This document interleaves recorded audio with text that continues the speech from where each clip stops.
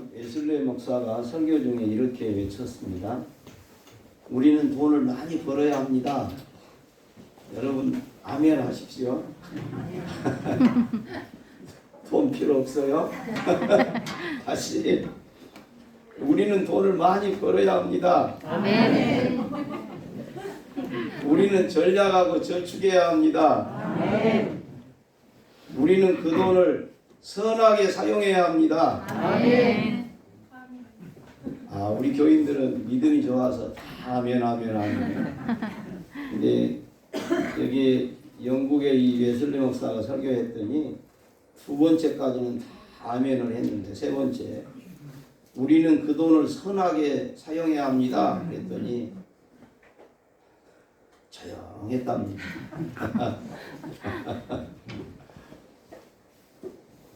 청중의 마지막 외침에 아멘하지 못했을까요? 사람들은 돈과 관련하여 세 가지로 어려움을 겪고 있습니다. 첫째는 돈 벌기가 쉬운 것이 아닙니다. 제가 어려서 동네에서 많이 들었던 건데 네가 땅을 한 지를 팔아라. 돈이 10원이라도 100원이라도 나온가 이놈아. 그러니까 돈 헤프게 쓰지 말고 돈을 귀하게 여겨라고. 돈 벌기가 쉽지 않다고. 특별히 우리가 농사를 하지만은 농사로 돈을 번다는 것이 참 어려운 것 같습니다. 그냥 먹고 사는 정도 하려면 그냥 하겠는데 그것이 돈이 되게 하려고 하니까 농사로 돈을 번다는 것이 힘팔린 일이에요. 우리나라가 그저 부동산에 이렇게 투자해서 그냥 가만히 앉아서도 그냥 돈을 한 달에 1억도 벌고 1년에 10억도 벌고 그런 세상인데 죽기 하면 살기로 농사져서 얼마를 우리가 법니까? 참 돈 벌기가 어렵습니다. 또 돈을 관리하기가 어려운 것입니다.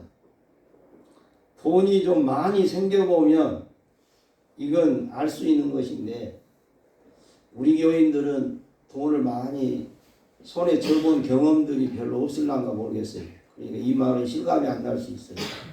그러나 실상 돈을 많이 소유하게 되면 이게 복잡해지는 겁니다. 어디에 투자하고 어디에 묻어야 좋을까 아주 어려운 것입니다. 어느 노인이 만기 보험금이 들어왔어요. 그래서 근데 기초 노령 연금을 수령하는데 문제가 될 것 같아서 출금을 해서 집에다가 돈을 가지고 뒀습니다. 한동안. 근데 자식들이 외국에 여행 가자 그래가지고 해외 여행을 떠납니다. 돈을 집에 두고 갈 수가 없어서 몸에 짊어지고 떠났다랍니다. 그런데 공항에 갔더니 소중한 돈이 1,000만 원이 달러로 10,000불 이상이면 세관에 신고하고 나가라 그랬어요. 근데 그것도 마음이 내키지 않았습니다. 여행하는 동안 호주머니 속에 돈을 넣어서 다니느라고 크게 신경이 온통 쓰였습니다. 저녁에 호텔에 잠을 잘 때도 또 호주머니에 돈이 잘 있는가 한번 확인하고 또 자고 또 아침에 일찍 일어나면 먼저 내 돈이 잘 있는가 보고 이렇게 가지고 해외 여행을 하기는 했지만은 결국 그 돈 때문에 신경을 얼마나 썼던지 파김치가 되어서 집에 돌아왔다. 이건 실화입니다. 제가 그 얘기를 듣고는 방 안에 놔두기가 염려가 되면 남새밭에 좀 구덩이라도 하고 항아리 하나 묶고 좀 넣어놓고 거기에 화분이나 올려놓고 가시지 그랬나. 근데 그때는 그런 생각이 안 나더래요. 오직 이걸 어찌해야 되냐. 그래서 짊어지고 갔다가 짊어지고 오는 길이 보통 힘들었다. 돈 관리하기가 어려운 것입니다. 돈을 잘 쓰는 것이 또 어렵습니다. 버는 거 어렵지만은 관리하는 건 어렵지만 돈을 잘 쓰는 것은 더 어려운 문제입니다. 우리말에 개처럼 벌어서 정승처럼 쓰자. 근데 저는 이 말이 틀렸다고 생각합니다. 사람이 개처럼 벌면 개처럼 쓰기가 쉽습니다. 정승처럼 벌어야 정승처럼 쓸 수 있다. 오늘 본문을 보면 한 청년이 나오죠. 이 사람은 관원입니다. 우리로 하면 국회의원 정도 되고 더 많은 권한을 가진 사람입니다. 근데 부자입니다. 당대 엘리트입니다. 가정교육을 잘 받았습니다. 어려서부터 종교적인 분위기에 자랐습니다. 큰 문제 없이 출세를 하고 여유 있는 생활을 하고 있습니다. 그러니까 돈이나 권력으로 할 수 있는 일이라면 전혀 문제가 되지 않는 사람이에요. 돈으로 할 수 있는 일, 권력으로 할 수 있는 일이라면 이 사람은 무엇이든지 할 수 있는 사람입니다. 그런데 이 사람에게도 심각한 고민이 있습니다. 그건 바로 어떻게 해야 내가 영생을 얻겠느냐는 것입니다. 죽음의 문제, 사후의 문제에 대한 정확한 해답을 그는 찾고자 했습니다. 영생의 문제를 해결하지 못하면 어떤 기쁨도 기쁨이 아니었습니다. 철학자 하이데거는 사람을 불안으로 몰아가는 죽음의 성격을 세 가지로 규정했습니다.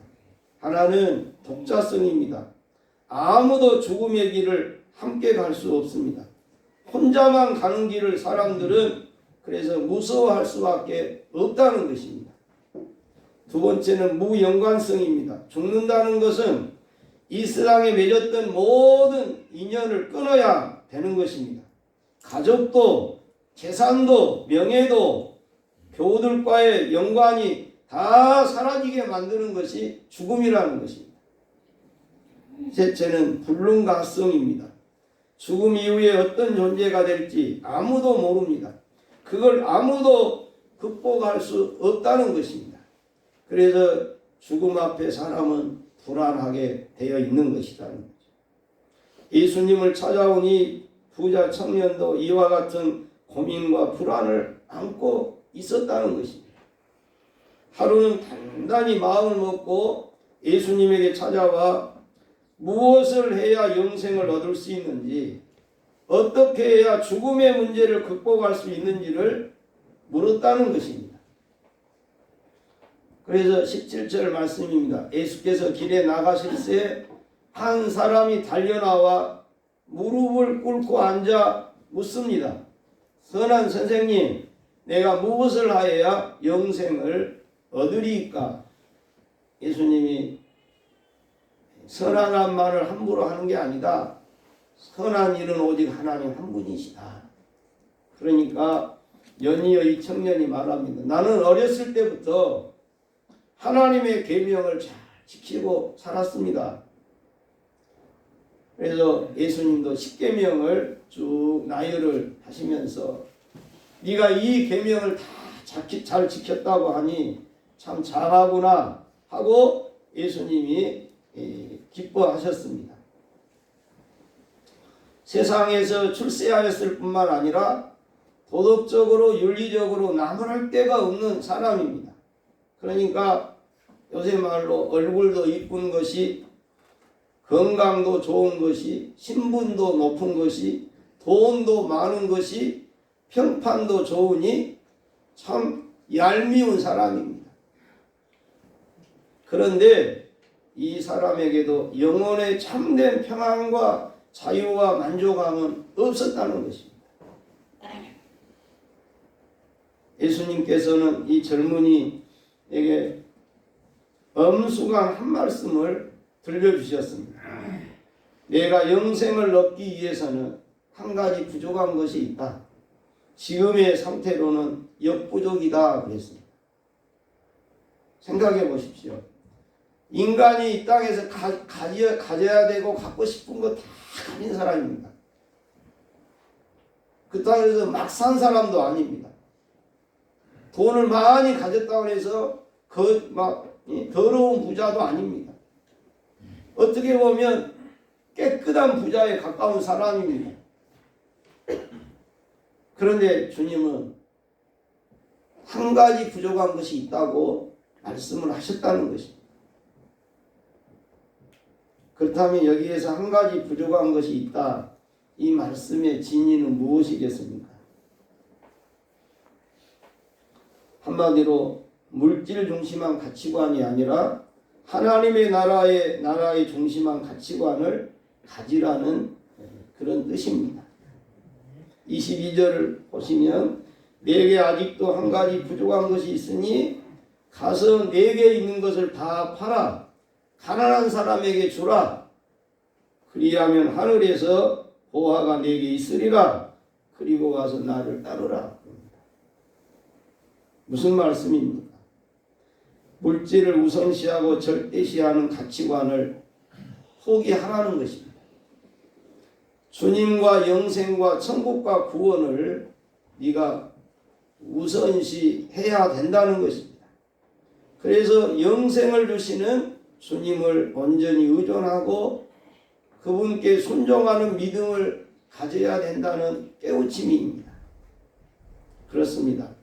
세상 것들을 주님보다 더 사랑하거나 으뜸으로 여기는 사람은 영생과는 거리가 멀 수밖에 없는 것입니다. 주님과 연합할 수도 없습니다. 천국을 유업 얻을 수도 없는 것입니다. 그러면 누구든지 천국을 얻으려 하면, 영생을 얻으려 하면 무조건 내 자신의 소유를 다 팔아 처분해야 한다는 뜻일까요? 그렇지는 않습니다. 모든 그리스도인들이 다 자기의 직업이나 재물을 버리고 주님을 따르는 자가 되라는 부름을 받지는 않았습니다.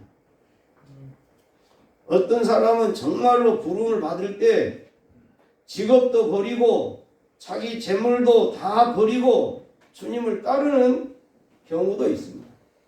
그러나 모든 그리스도인들이 이런 부름을 받은 것은 결코 아닌 것입니다.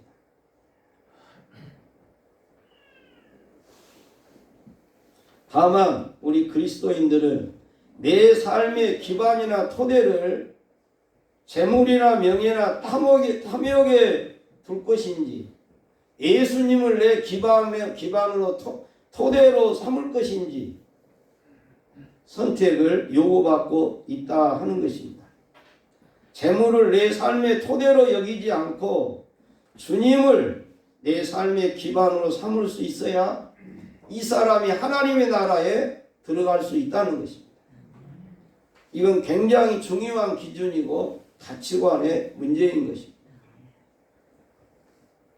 그러나 지금도 재물을 하나님보다 더 의지합니다. 명예를 하나님보다 더 좋아합니다. 음란과 정욕을 하나님보다 더 추구합니다. 자기의 자아를 하나님보다 더 사랑합니다. 천국의 비유 가운데 어떤 사람이 남의 밭을 갈다가 밭에 감추인 보화를 발견했습니다. 우리로 하면 쟁기질을 하는데 쟁기 보습에 뭔가 탁 걸린 것입니다. 그래서 소를 세워놓고 거기를 봤더니 항아리가 하나 땅속에 묻어져 있는 거예요. 그걸 봤더니 거기에 항아리에 보화가 가득 들어있습니다. 이 사람이 밭을 대충 덮어놓고 땅 주인에게 막 쫓아갔습니다. 그리고 이 밭을, 당신 밭을 나에게 팔아라고 막 그럽니다. 간청을 합니다. 그러니까 이 땅임자가 돈을 몽땅 굴릅니다. 계산해 보니까 자기 전 재산을 다 팔아야만이 이 밭 한 떼기를 사게 생겼어요. 그래서 집도 팔고 자기도 토지가 있는데 그 토지도 팔고 짐승들도 다 팔고 돈이 되는 것 다 팔았는데 자기 재산을 다 팔았습니다. 그리고 그 밭 한 떼기를 산 것입니다. 여러분, 동네 사람들이 뭐라고 했을 것 같아요? 아, 미친놈 나왔다. 미친놈 나왔다 그랬을 거 아닙니까? 예, 이게 무슨 이야기냐 하면 밭에 감추인 보화는 예수님과 하나님의 나라를 가리키는 것입니다. 그래서 우리가 천국을 얻기 위해서는 내 모든 소유를 팔아서라도 천국을 살 만한 가치가 있는 것이다. 이게 주님의 가르침입니다. 정말로 보화를 발견한 사람은 자기의 모든 걸 팔아서 그 한때기와 바꾼다는 것입니다. 근데 거기에 보화로 여기지 못한 사람은 어림도 없는 것이죠. 저 미친놈 하나 나온 것이죠. 어느 점에서 우리가 예수를 제대로 믿으며 미친놈 소리를 들어야 맞는 것입니다. 우리가 예수를 믿어도 미쳤다는 소리를 못 듣는 것은 우리가 예수를 적당히 믿고 있기 때문인 것입니다.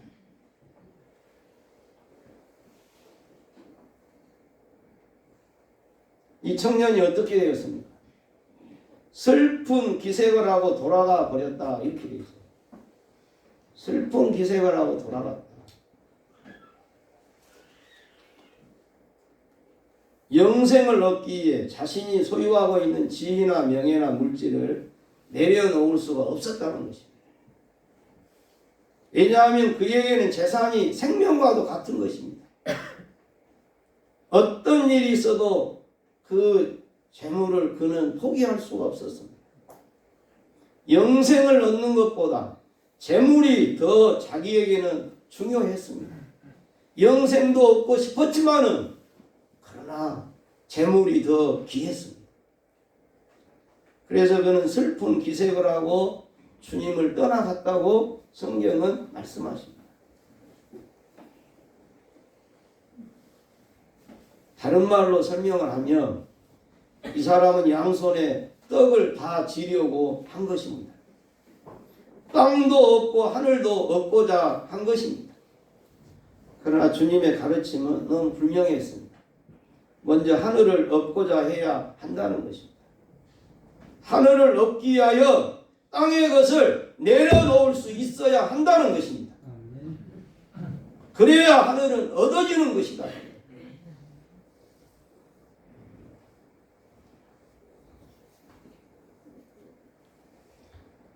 하나님이, 주님이 하늘을 얻고자 땅의 것을 내려놓을 수 있는 사람에게 하나님은 땅도 주신다고 말씀을 하십니다. 땅의 것을 포기하면서까지 하늘을 얻으려 할 때 땅의 것도 충분히 돌려주신다 말씀하고 계십니다. 그래 우리는 땅의 것을 내려놓을 수가 없어서 하늘의 것을 얻지 못하는 어리석음을 범할 때가 많은 것입니다. 제가 한두 번 이야기했는데 수덕에서 우리 할아버지가 교회를 나오셨잖아요.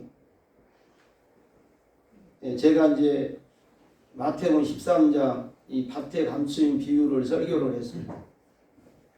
그 할아버지가 그날 설교를 들으시고 다음 주부터 교회를 안 나오시는 거예요. 그래서 이제 동네 분들을 통해서 들어봤더니 지난주 목사님 설교를 듣고는 충격을 받았대요. 아, 그걸 다 팔아서 바치고 주님을 따라간다는데 자기는 참 머슴살이 하면서 일군 살림인데 그걸 어찌 다 포기하고 주님을 따를 수가 있을까? 곰곰이 생각했는데 결국 자기는 천국도 가고 싶지만은 그래도 자기는 그걸 포기할 수가 없었어요. 내가 어떻게 모은 재산인데 그걸 내려놓을 수가 없더랍니다. 그래서 교회에 가서 천국도 가고 싶지만은 나는 그걸 그렇게 할 수 없다.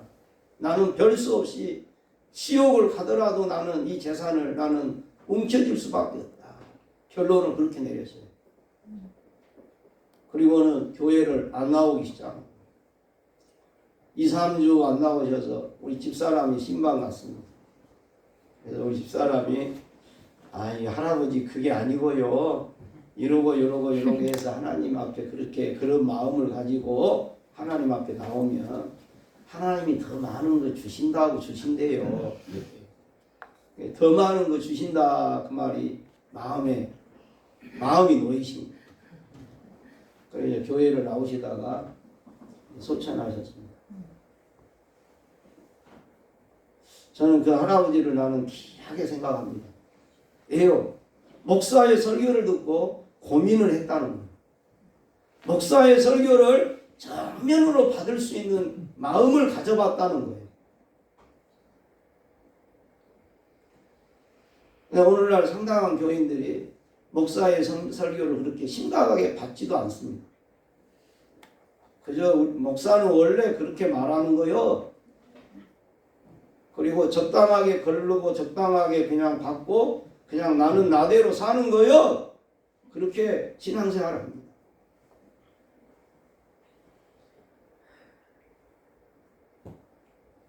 여러분 오늘날 지구촌의 대부분의 나라가 자본주의를 선택합니다. 그 말은 무슨 말이냐? 돈이 인간의 삶을 결정하는 구조를 가지고 있습니다. 뭐가 인간의 삶을 결정한다고요? 돈이 결정을 합니다. 온 세계가 자본주의의 영향을 받습니다. 그 가운데 우리 대한민국은 다른 어떤 나라보다 따라올 수 없을 만큼 자본주의의 영향을 심하게 받는 나라가 대한민국입니다. 그래서 한편으로는 잘 살기도 합니다. 지금 우리 실물 경제는 미국보다는 더 잘 먹고 잘 삽니다. 우리가 그거 아셔야 됩니다. 일반 사람들이 먹고 사는 것은 미국 사람들보다 잘 먹고 사는 거 우리 아셔야 됩니다. 우리는 15,000원 정도 주면 임금님 밥상을 받습니다. 여러분 어느 나라 가도 그 돈 주고 그렇게 임금님 밥상을 받을 수 있는 나라가 없습니다. 그리고 우리는 웬만하면 다 무한 리필입니다. 물도 공짜로 줍니다. 반찬도 더 달라고 하면 계속 줍니다. 이런 나라가 별로 없어요. 별로가 아니라 거의 유일합니다. 전부 물도 사 먹습니다. 외국 가면.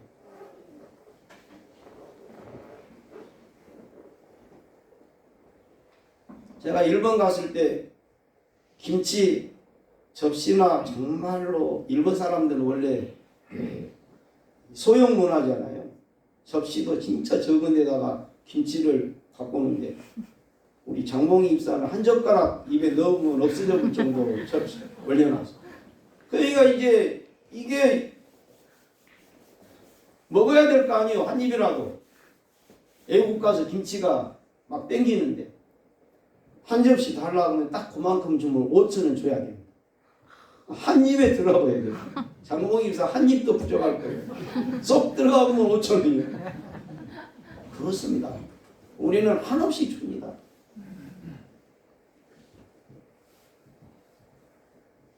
여러분 이렇게 먹고 살기 좋은 나라가 지금 세계에 없습니다.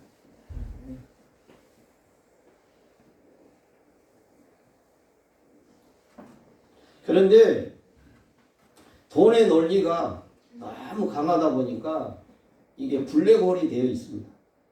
교육도, 노동도, 예술도, 문화도 모든 돈의 논리 앞에 모든 것이 그게 돼야 되는 것입니다. 돈의 막강한 논리를 따르다 보니 우리가 구원과 천국과 사랑과 진리는 그건 뒷전에 밀려날 수밖에 없습니다.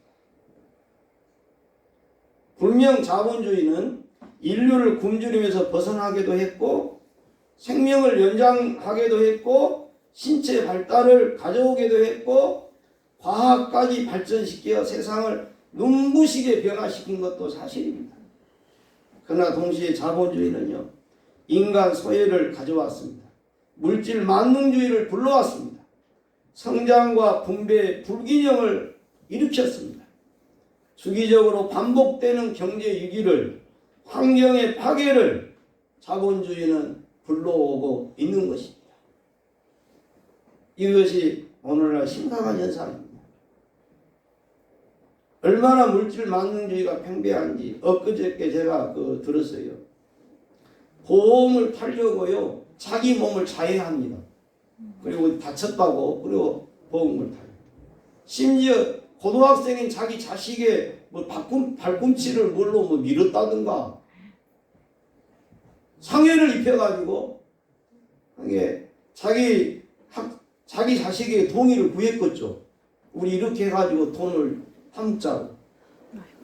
그래가지고 자식의 발꿈치를 상해가지고 천 얼마를 타먹고 자기 몸을 자해해가지고 5천만 원 이상을 타먹고 그러다가 이것이 드러난 거예요. 참 안타까운 일이죠. 얼마나 또 그 사람이 어려우니까 그랬겠죠. 얼마나 어려웠으면 자기 몸을 자해해가면서 돈을 탔겠습니까? 참 인간적으로 이해가 되죠. 이제는 자본주의가 오히려 인간의 삶을 이어갈 뿐만 아니라 종국으로 몰아가고 있는 것입니다. 저는 애언자는 아니지만 이 부분에 애언할 수 있습니다.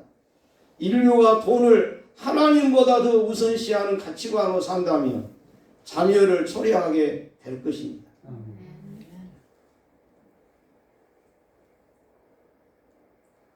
주님은 젊은이가 슬픈 기색으로 돌아간 다음에 이런 말씀을 하십니다. 그게 오늘 우리가 읽은 본문 다음 단락입니다.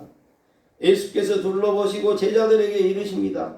재물이 있는 자는 하나님의 나라에 들어가기가 심히 어렵도다. 제자들이 그 말씀에 놀랍니다. 예수께 다시 대답하여 이르시되 얘들아 하나님의 나라에 들어가기가 얼마나 어려운지 아느냐. 낙타가 바늘기로 나가는 것이 부자가 하나님 나라에 들어가는 것보다 더 쉬운 줄 알거라. 제자들이 놀라서 말합니다. 누가 구원을 얻을 수 있을까? 예수께서 그들을 보시며 이르시되 사람으로 할 수 없으나 하나님으로는 그렇지 아니하니 하나님으로는 다 하실 수 있느니라 말씀하십니다. 무슨 말씀입니까? 우리의 인생에 있어서 세상적인 것들을 예수님보다 더 귀하고 중요한 자리에 올려놓으면 결코 천국에 들어갈 수 없다는 것입니다. 예수님과 하나님의 나라를 최우선순위에 두는 사람만이 천국에 합당한 자가 된다고 말씀하십니다. 그러므로 예수님 구원, 천국을 상대적인 개념으로 받아들이면 곤란한 것입니다. 우리는 돈을 숭배하지 말고 예수님을 경배해야 하는 것입니다.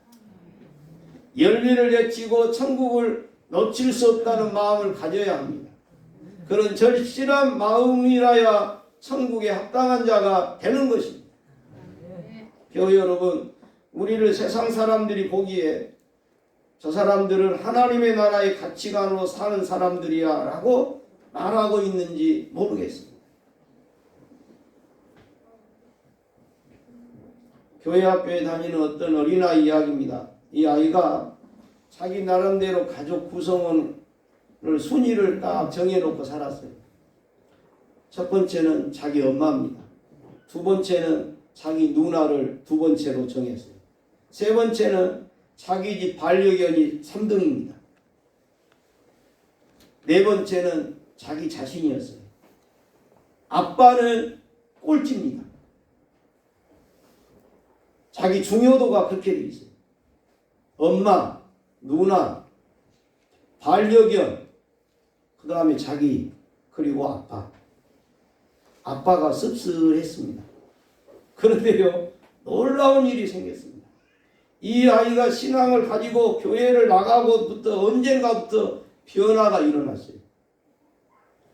자신의 1순위에는 엄마보다 더 중요한 분이 계신다고 하면서 엄마보다 나는 예수님이 1등이라고 이야기하기 시작한 거예요. 깜짝 놀랐습니다. 불신자인 아버지가 아들의 이런 변화를 보고 하는 도전을 받습니다. 감동을 받았습니다. 그리고 자기도 모르는 사이에 교회에 등록하게 되고 신앙생활을 시작하면서 은혜를 받았습니다. 그리고 은혜를 받고 나니까 자기의 삶에도 1순위가 예수님이 되어 있더라는 것입니다.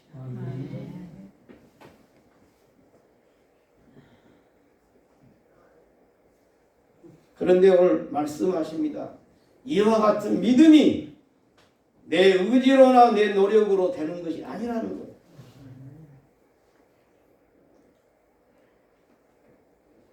우리가 백날 천날 성경을 보고 말씀을 듣고 기도를 해도 정말로 내 의지로 내 노력으로 1순위가 예수님이라고 하기가 어렵다는 거예요. 안 된다는 거예요. 사람으로서는 할 수 없다고 말씀하시는 거예요. 그래 27절 무릇 사람이 할 수 없는 것 하나님은 하실 수 있느니라. 이런 말씀을 주셔요. 하나님이 하게 하신다는 거예요. 하도록 우리를 도와주신다는 거예요. 하도록 은혜를 베푸신다는 거예요. 그래서 은혜 받는 자만 이렇게 할 수가 있는 거예요. 아무나 되는 것이 아니라는 거예요.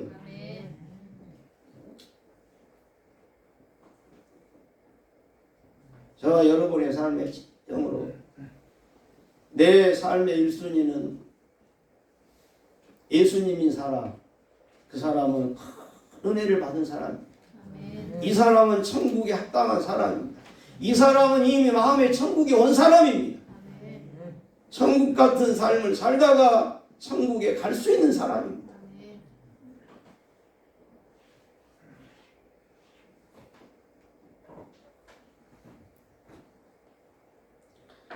주님이 우리에게 은혜를 주시는데 저는 두 가지로 생각합니다. 하나는 은혜를 주시니 형통한 은혜를 주시기도 해요. 그러나 주님의 은혜는요, 우리에게 고난으로 다가옵니다. 보면요, 고난이 있기 때문에 내가 주의 사람으로 세워져 가는 거예요. 믿음의 사람으로 세워져 가는 거예요. 고난과 아픔 속에 내가 연단을 받아서 정말로 내 의지로는 내려놓을 수 없는 것을 내려놓고 주님을 1순위로 모시는 믿음의 사람으로 세워지는 역사가 일어나는 것입니다. 주님이 은혜를 우리에게 주신다는 것은 형통하게도 하시지만은 때로는 고난을 당하게 하시는, 그렇지 않으면 우리가 세워지지 않거든. 우리의 믿음이 올바로 되지 않거든.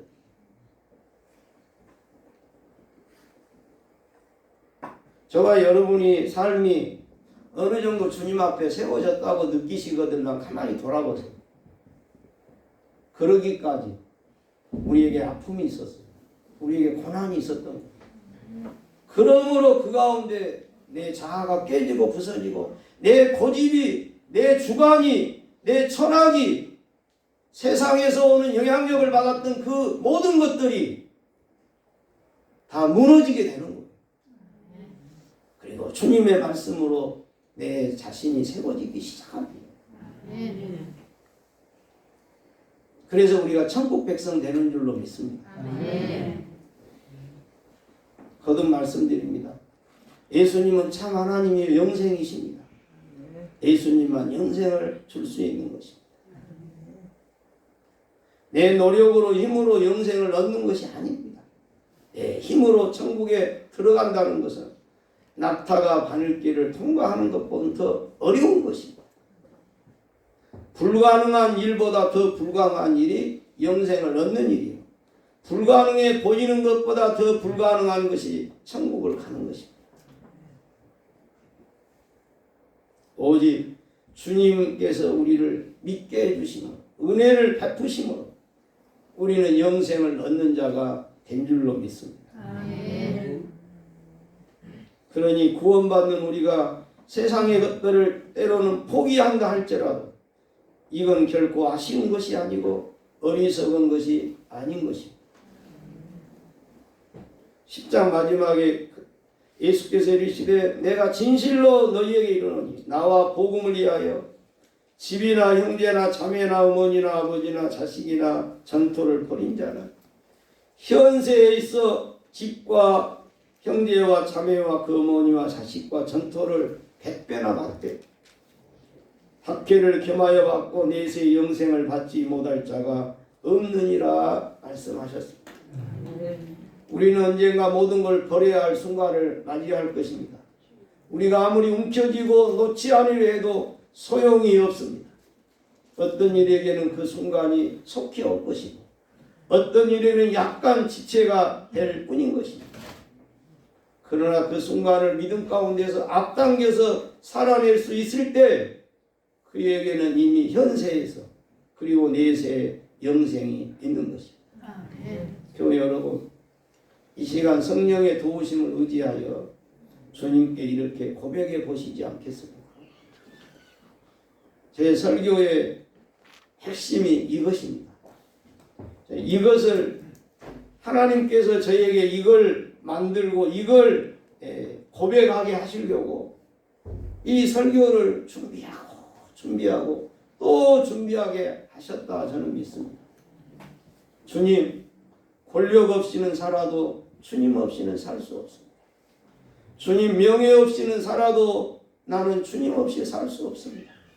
주님, 자존심 없이 살아도 나는 주님 없이 살 수 없습니다. 주님, 건강 없이는 살아도 주님 없이는 살 수 없습니다.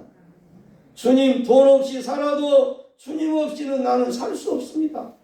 주님, 저는 주님 한 분으로 부족함이 없습니다. 주님, 저는 주님 한 분으로 만족합니다. 주님, 저는 주님 한 분으로 충분합니다. 주님, 당신은 나의 모든 것이 되십니다. 이 고백을 주님이 듣기를 원하십니다. 저와 여러분의 신앙 고백이 주님을 크게 감동시킬 수 있기를 바랍니다. 구원과 영생과 천국을 얻는 자들이 되기를 축복합니다. 기도합시다. 주님, 수없는 시간 말씀을 듣고 깨달았지만 실천하지 못하며 영생을 생각하고 있으나 혹은 그리워하면서도 영생을 누리며 살지 못한 저희를 불쌍히 여겨주옵소서. 젊은 부자 청년이 슬픈 낯으로 돌아간 것 같이 유감된 심령이 없게 하여 주옵소서.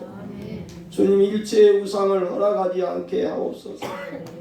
우리에게 말씀하시는 대로 순종하며 감동받는 대로 헌신하며 영생을 지향하고 영생을 바라며 영생을 확인하고 영생을 오늘도 누리며 사는 자들 되게 하옵소서. 예수님의 이름으로 기도합니다. 아멘.